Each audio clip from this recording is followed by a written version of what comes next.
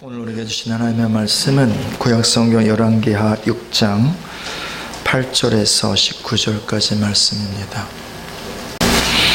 하나님의 말씀을 저와 여러분이 한 절씩 나누어 읽습니다. 그때에 아람 왕이 이스라엘과 더불어 싸우며 그의 신복들과 의논하여 이르기를 우리가 아무데 진을 치리라 하였더니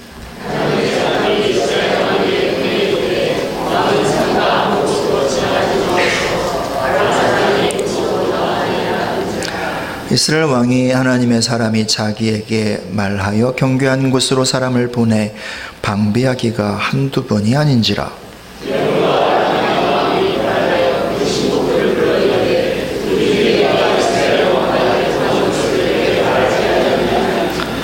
그 신복 중에 한 사람이 이르되 우리 주 왕이여 아니로소이다.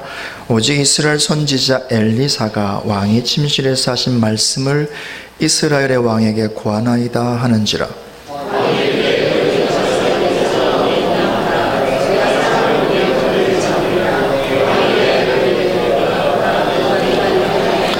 왕이 이에 말과 병거와 많은 군사를 보내매 그들이 밤에 가서 그 성읍을 에워쌌더라.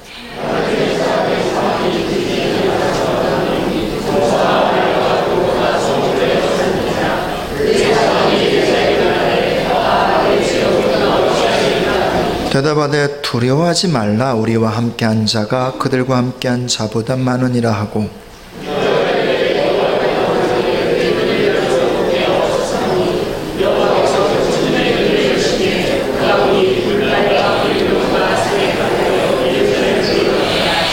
아람 사람이 엘리사에게 내려오매 엘리사가 여호와께 기도하여 이르되 원하건대 저 무리의 눈을 어둡게 하옵소서 하며 엘리사의 말대로 그들의 눈을 어둡게 하신지라.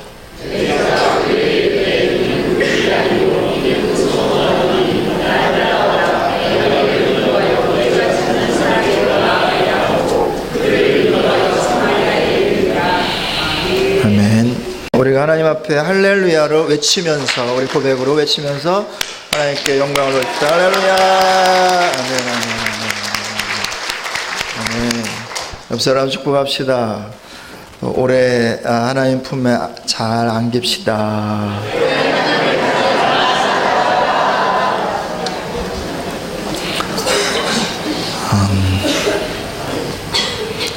2019년도 첫 주일 이날 하나님 앞에 기쁨으로 나오신 여러분 모두를 환영하고 축복합니다.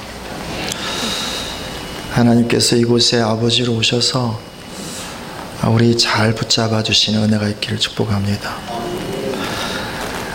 올 한 해 교회 표어를 하나님의 품인 교회 그리고 하나님의 얼굴을 나타내는 그런 교회 그렇게 세웠습니다. 앞으로도 계속 그럴 것 같아요. 그래서 1월 한 달 동안에 하나님의 품이란 주제를 가지고 말씀을 나누어 보겠습니다. 2월에는 하나님의 얼굴로 말씀을 나누겠죠. 오늘 함께 나눌 말씀은 대적이 완전히 둘러친 쳤는데 두려워하지 말라 라고 하는 말씀입니다. 곧 죽게 될 수도 있는데 왜 두려워하지 않을 수 있습니까? 헤어날 방법이 따로 있는 것도 아닌데 어떻게 두려워하지 않을 수 있나요? 오늘의 말씀은 아람의 왕이 갑자기 마음이 복잡해졌습니다. 이유는 그 이스라엘을 좀 공격을 하려고 군대를 보내면 때마다 이스라엘 군대와 왕이 그 자리에서 방어를 하는 거예요. 도무지 뭘 할 수가 없는 거예요. 그래가지고 왕이 생각하기를 이거 우리나라에 간첩이 있는 거 아니냐, 첩자가 있는 거 아니냐 그렇게 얘기를 합니다. 그랬더니 한 신하가 말을 해요. 왕이시여 그게 아닙니다. 이스라엘은 선지자 엘리사가 있는데 그 사람은 왕이 침실에서 말하는 것도 다 압니다. 그래서 우리가 공격을 하려 치면 엘리사가 이스라엘 왕에게 먼저 이야기해서 먼저 방비를 다 하게 합니다. 그 놈을 없애야 됩니다.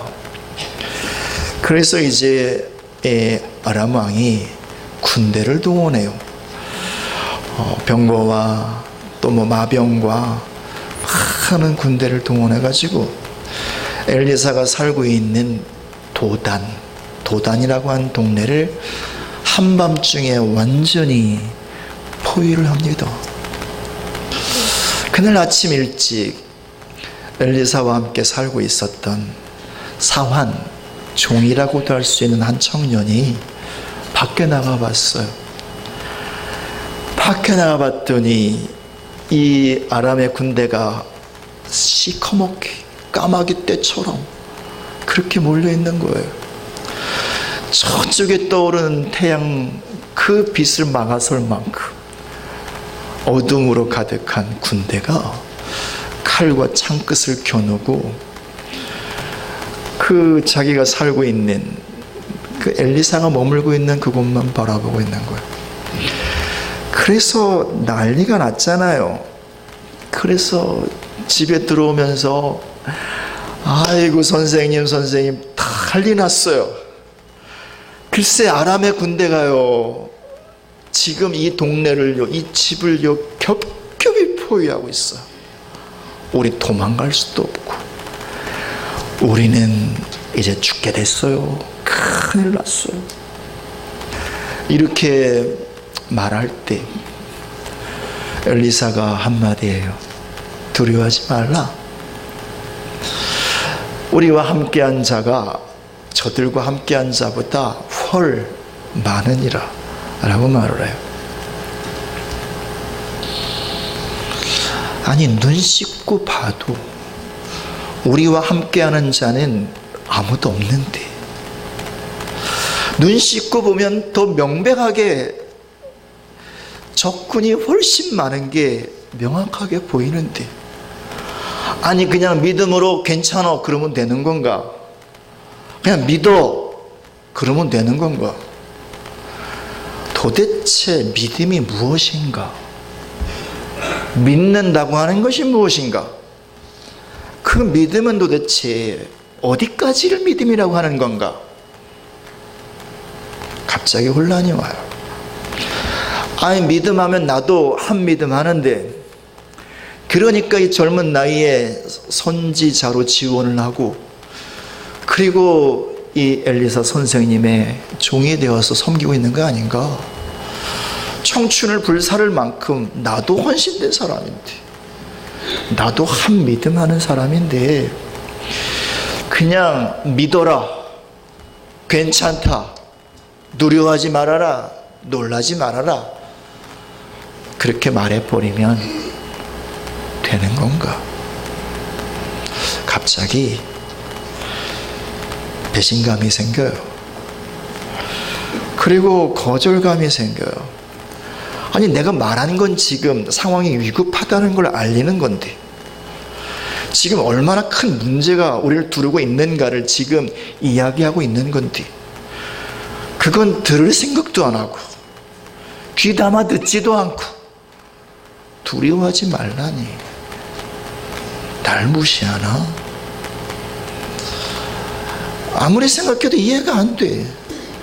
우리가 동원할 수 있는 사람이라고는 선지생도 수십 명밖에 안 되는데 이 사람들은 순하디 순한 사람들 평생 한 번도 싸울 일이 없는 사람들인데 어떻게 이런 사람들을 데리고 이 한 나라의 군대를 그것도 정예 특공대를 대적할 수 있단 말인가?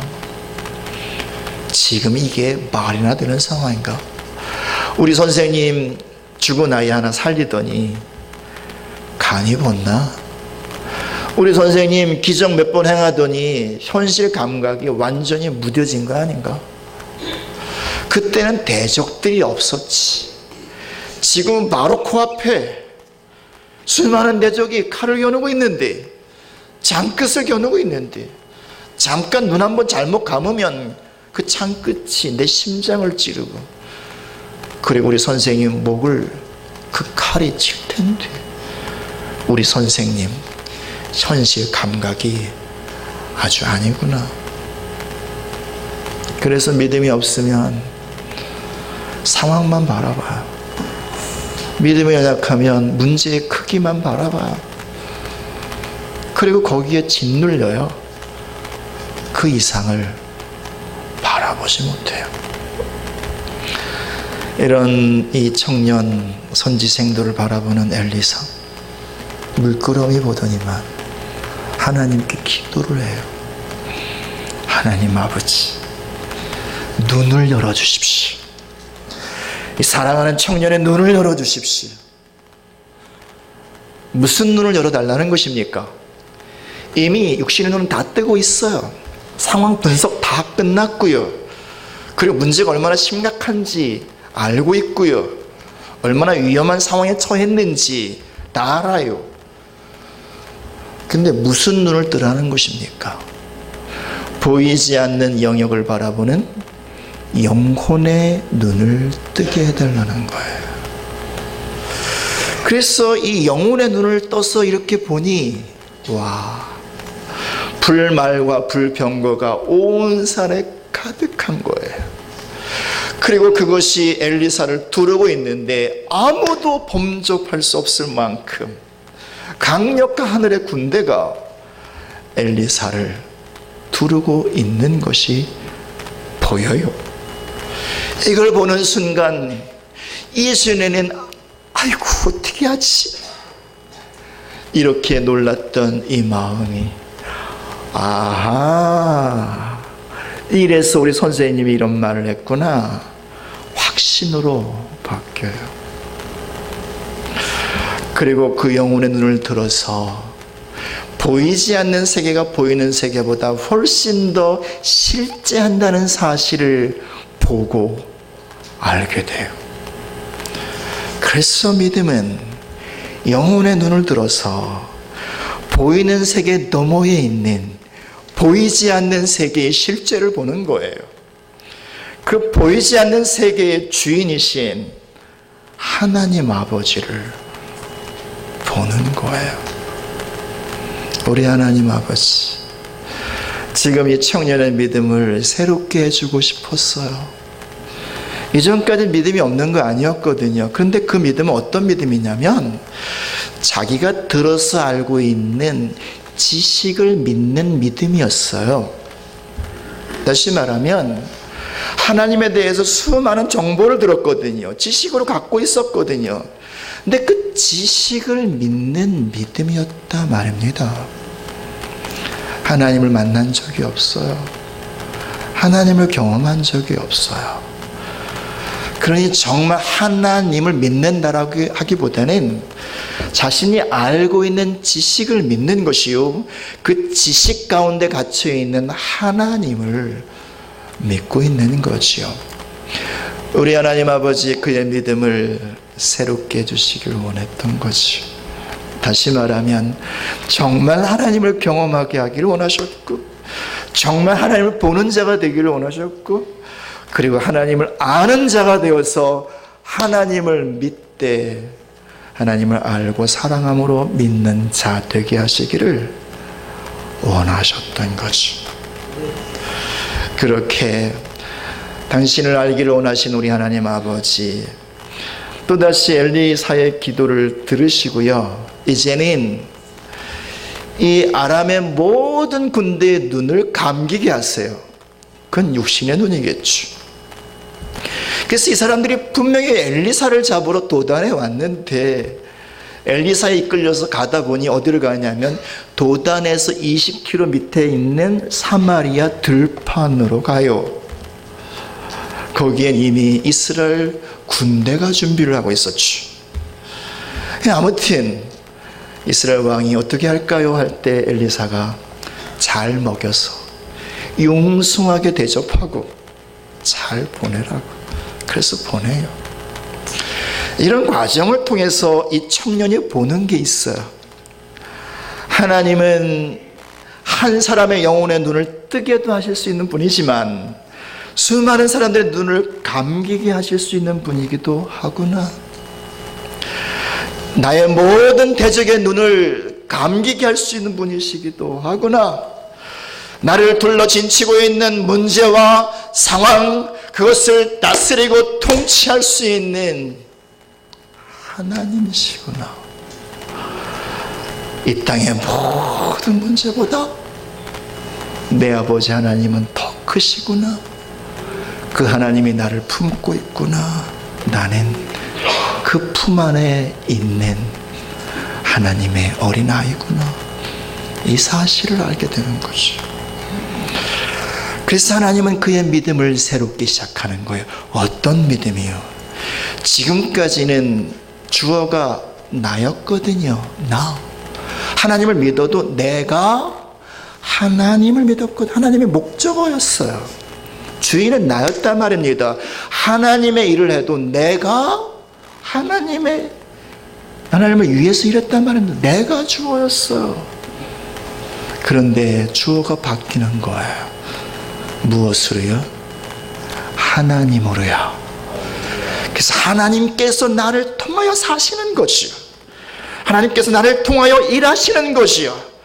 이것이 창세기 1장 1절의 말씀이에요. 태초에 하나님이 주어가 되어서 태초를 여는 거지요. 시작을 여는 거지요. 하나님은 지금 이 청년 가운데 새로운 믿음의 태초를 여시는 거예요.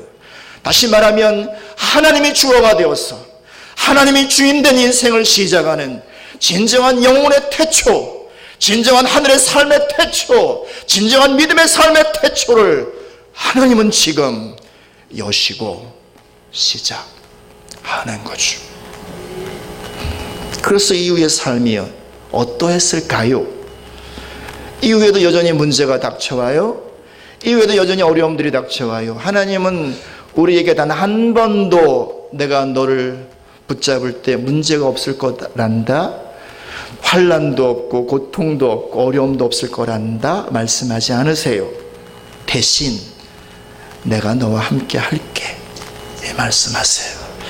인생을 살 때 고난을 당하고 어려움을 당하고 그리고 여러 가지 역경을 당하고 조롱을 당하고 수많은 반대와 대적들의 공격이 있을지라도 두려워하지 말아라. 내가 너와 함께 하겠다. 놀라지 말아라. 내가 너를 붙잡아 주겠다. 이것이 하나님의 언약인 거예요. 그렇게 하나님의 품 안에 내가 있음을 알기에 이제 이후의 모든 삶 속에 다가오는 수많은 문제 속에서 마음의 평안이 깨지지 않는 거지. 그래서 하늘에서 내려오는 평강이 이 안에서 샘솟듯 샘솟아 인생을 그렇게 평강의 길로 걸어가는 거지.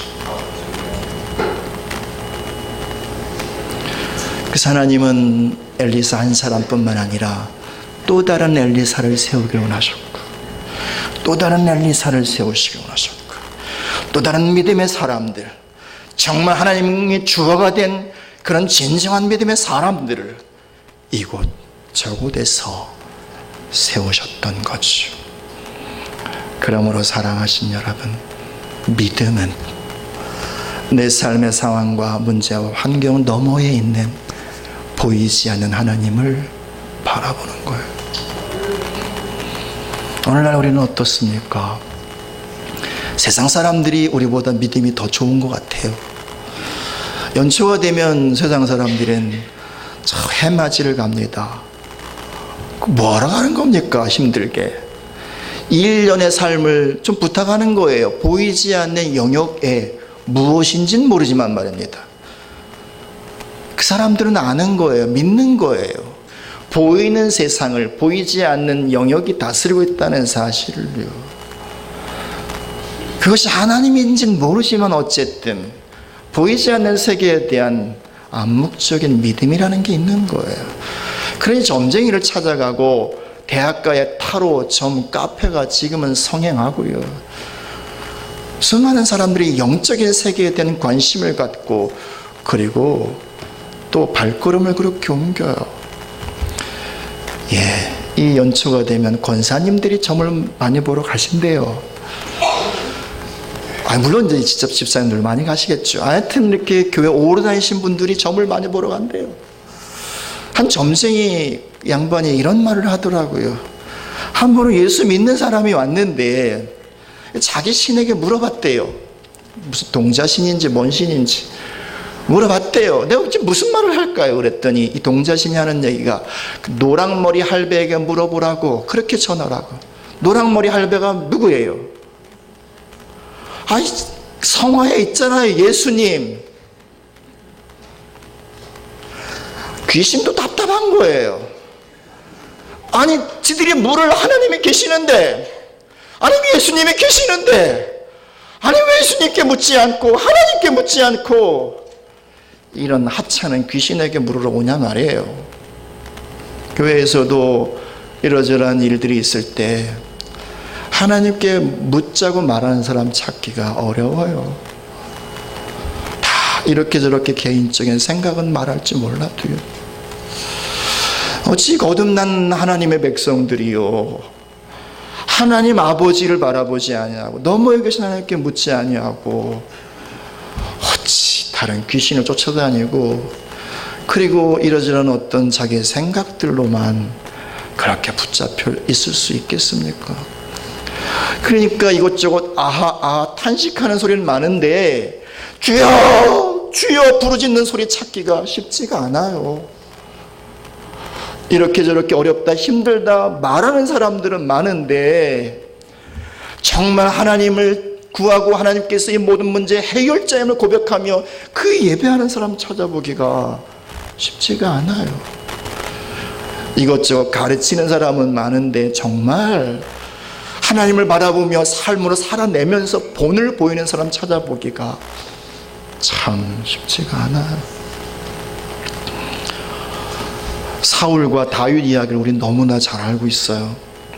사울은 군대를 동원해서 다윗을 죽이려고 쫓아다녔잖아요. 10년 넘게요.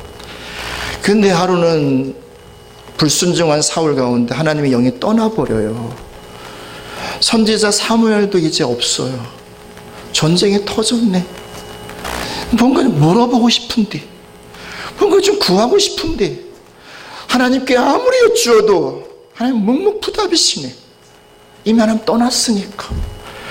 그래서 너무 답답했던 나머지 신접한 여인을 찾아가 무당을 찾아가는 거예요. 답답하니까 어떻게 해야 되겠냐고, 어떻게 싸워야 되겠냐고. 바로 그때 다윗도 큰 어려움이 있었어요. 블레셋과 함께 어디를 갔는데요, 아말렉 군대가 와가지고 그 모든 여자와 그리고 모든 함께하는 식구들 다 잡아갔네. 그 사람들이 돌을 들어 다윗을 쳐 죽이려고 그래. 쳐 죽이려고 그래. 그런 상황 속에서 성경은 뭐라고 말하냐면 다윗이 궁급할 때, 당황스러울 때, 힘들 때 여호와를 힘입어 용기를 얻었다고요. 똑같이 어려운 상황이었어요. 똑같이 힘든 상황이었어요. 근데 사울은 물어볼 데가 없었어요. 그러니 무당을 찾아가 물어보고요. 다윗은요, 그 상황과 문제 너머에 있는 하나님을 바라보고요, 하나님이 나의 산성이라고, 나의 방패시라고, 나의 요새요, 나의 노래시라고 하나님을 바라보고 일어나요. 그 전에 블레셋 왕 앞에 설 때에 한번 목숨을 연명하려고 미친 척 하잖아요. 침 진리를 흘리면서 벽에다 이상한 글씨 끄적거리며 쓰고요. 그랬더니 블레셋 왕이 뭐라고 그래요? 야, 우리나라에 미친놈이 없어가지고 이런 놈을 내 앞에 데리고 왔냐, 당장 내가 쫓아라. 그때 다윗이 고백한 말씀이 시편 34편 7절에 이렇게 고백해요. 여호와를 경외하는 자는 하늘의 천군과 천사들이 둘러 진쳐서 그를 건져낸다고요. 아버지가 품어주신다고요. 아버지가 덮어주신다고요. 그리고 8절에 너희는 여호와의 선하심을 맛보아 알라 말씀하세요. 경험함으로 알라, 하나님을 알라, 그분을 진심으로 알므로 신앙하라, 그렇게 도전해요. 이런 수많은 믿음의 선배의 도전과 그리고 믿음의 분이 있음에도 불구하고 우린 여전히 뒤돌아서서 다급한 문제가 오면 그 문제 앞에서 당황하고, 그리고 기가 막힌 상황과 큰 어려움이 있으면 그 때문에 안절부절하고 전전긍긍하는 것이 우리의 모습이지. 누군가 실패하면, 누군가 삶의 어려움 때문에 어깨를 떨구고 다니면 이렇게 말해줘야 되는 것 아닐까요? 하늘을 바라보자고.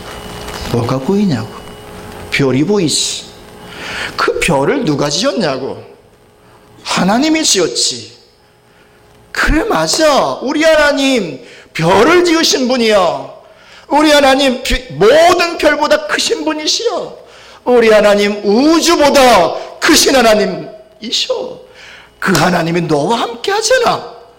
그 하나님이 너를 덮고 있잖아. 너를 품고 있잖아. 힘내. 힘내. 그렇게 다가가서 한 사람 두 사람 이야기해 줘야 하지 않을까요? 하나님께서 아브라함에게 한 번은 이런 말씀하세요. 아브라함아, 너 하늘의 별 좀 볼래? 별 봤어요. 그때 하나님 말씀, 야, 내가 네 후손을 별처럼 많게 해줄게. 이게 무슨 말이에요? 저 별 내가 만들었거든? 저 수많은 별 무에서 내가 창조했거든? 내가 너의 후손 이렇게 만들어줄 수 있지 않겠니? 그러니 너 나만 바라봐. 나만 바라봐. 나를 진심으로 신뢰해. 너의 지금의 문제, 불임의 그 문제, 너의 그 상황, 그것이 너를 끌고 가지 못하도록 그 너머에 있는 나를 바라보라. 하나님 말씀하는 거죠. 사랑하시는 여러분, 새해의 첫 주일에 저는 저와 여러분 모두가 진심으로요, 우리의 모든 상황과 모든 문제의 너머에 계신 하나님을 바라보겠노라고 결정해 주시고 결단해 주시길 예수님의 이름으로 축복을 드립니다. 더 나아가서 하나님 품 안에 있는 나는 내 앞에 있는 어떤 문제보다 큰 존재라고. 왜요? 그 품에 안겨있는 이상 하나님의 곧 나니까요. 하나님의 능력이고 나의 능력이니까요. 하늘의 자원이고 나의 자원이니까요. 그래서 이제는 인생을 살아가면서 고개 숙이지 않겠노라고요. 문제 앞에서 그렇게 슬픔의 애가만 부르지 않겠노라고요. 그리고 잘못했다고 늘상 회개만 하지 않겠노라고요. 이제 여호와로 인하여 승리의 깃발을 들겠노라고요. 내 인생이 곧 여호와의 깃발이 되게 하겠노라고요. 그래서 내 삶이 곧 여호와의 나라요, 여호와께서 사시는 하나님의 동산 되게 하겠노라고요. 이 믿음의 결정과 결단해 주시길 예수님의 이름으로 축복합니다. 아무리 힘들고 어려워도요, 성도는 이 믿음으로 사는 거예요. 세상에 다 망가져도요, 그리스도인은 이 믿음으로 사는 거예요. 모든 사람이 여러분을 향해 손가락질해도요, 그리스도인은 이 믿음으로 살아가는 거예요. 그렇게 우리가 살아갈 때 하나님은 진실로 우리 안에서 태초를 여실 거예요. 새로운 믿음의 시작을 여실 거예요. 지금까지 내가 주어였던 인생에서요, 진실로 하나님이 주어인 인생, 하나님은 나의 인생을 통하여 그분이 사시는 삶의 역사를 이루실 거예요. 그래서 내 삶이 곧 그분의 나라가 되게 하시고요. 더 나아가서요, 엘리사가 일어날 수 있었던 것은 엘리야가 있었기 때문이거든요. 엘리야의 그 믿음이 떠받치고 있었기에 엘리사가 그 갑절의 믿음으로 기름 부음으로 일어날 수 있었던 거죠. 우리가 이 믿음으로 서면 우리 아비 세대는 이 시대에 엘리야가 되는 거죠. 우리 자녀들을요, 우리 다음 세대를요, 믿음의 거목으로 세우는 엘리야가 되는 거죠. 영적인 아비와 어미가 되는 것이요. 더 나아가서 우리의 자녀들, 우리 다음 세대는 바로 우리를 보면서 이 시대 엘리 사요, 갑절의 기름 부음을 갖고 갑절의 믿음으로 하나님의 영광의 역사를 이 땅 가운데 세워가는 믿음의 가문을, 믿음의 명문가를 우리 가정에서와 교회 안에서 이룰 수 있는 거죠. 이런 삶은 계속 주의 평강이 덮고 있기에 다윗처럼 여호와께서 내 목자가 되시니 나는 부족함이 없다고, 그분이 나를 푸른 초장과 맑은 시냇물가로 인도하시고 내가 사망의 엄침한 골짜기를 설령 지날지라도 그분이 나와 함께 하셔서 거기서 승리의 깃발을 들게 하시고 원수 앞에서 하나님께 내게 기름 부어주셔서 승리의 잔치상을 차리게 하시고 승리의 찬가를 부르게 하시고 내 평생 여호와의 선하심과 인자하심이 나를 따르고 덮으리니 내가 아버지의 집, 여호와의 집, 그분의 품에 영원히 거하리로다. 이 고백으로 살게 되는 거죠. 그러므로 믿음은 하나님의 품을 바라보고 그 품 안에서 사는 거예요. 말씀을 마무리하겠습니다. 이제 우리가 세상으로 갑니다. 내가 만나는 모든 사람들 다 내가 주어인 인생을 살아요. 그래서 내가 주어가 돼서 열심히 인생을 사지만 수고하고 무거운 짐을 지고 인생을 살면서 진정한 행복과 만족을 누리지 못한 채 그렇게 껄껄거리며 인생을 사는 이들에게 뭐라 말씀해 주시겠습니까? 수고하고 무거운 짐진 자들아 다 내게로 오라. 내가 너희를 쉬게 하리라. 주님 말씀하신 것처럼 그 너의 수고의 모든 짐 내려놓고 하나님이 주어인 삶으로 나와 함께 가보지 않을래?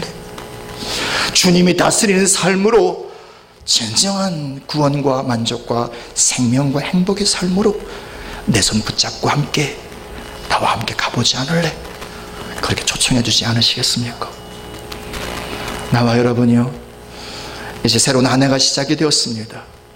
지난 해의 반복이 아니라 정말 우리 가운데 새로운 일과 새 역사를 주님 행하시기 원하시는데 무엇을 통해서요?